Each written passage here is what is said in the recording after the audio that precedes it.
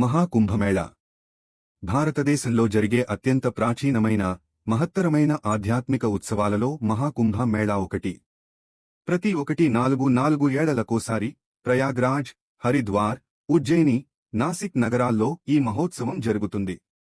కాని ఈ మేళా వెనుక ఉన్న పురాణ కథ ఎంతో ఆసక్తికరంగా ఉంటుంది. ఒకప్పుడు దేవతలు మరియు అసురులు కలిసి అమృతాన్ని పొందేందుకు సముద్ర మథనం ప్రారంభించారు. వారు మంధర పర్వతాన్ని మథనయంత్రంగా, వాసుకి నాగును తాడుగా ఉపయోగించారు.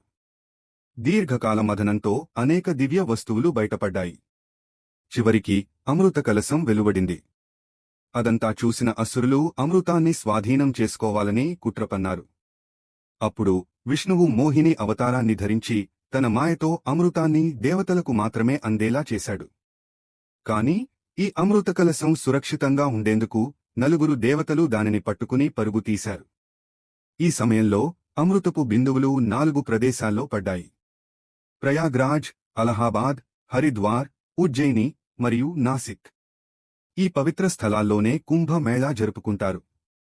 ఈ మేళాలో పాల్గొనడం వల్ల పాపక్షయమవుతుందని, మోక్షాన్ని పొందవచ్చని భక్తుల విశ్వాసం.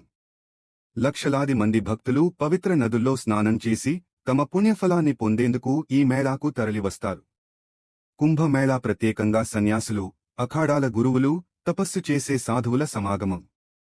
వారి దివ్య దర్శనం, ప్రవర్తనలు భక్తులకు అపూర్వమైన అనుభూతినిస్తుంది. ప్రతి 12 ఏళ్లకోసారి జరిగే ఈ ఉత్సవంలో 144 ఏళ్లకు ఒకసారి మహాకుంభమేళా నిర్వహించబడుతుంది. ఇది అత్యంత పవిత్రమైన మేళా అని పరిగణించబడుతుంది.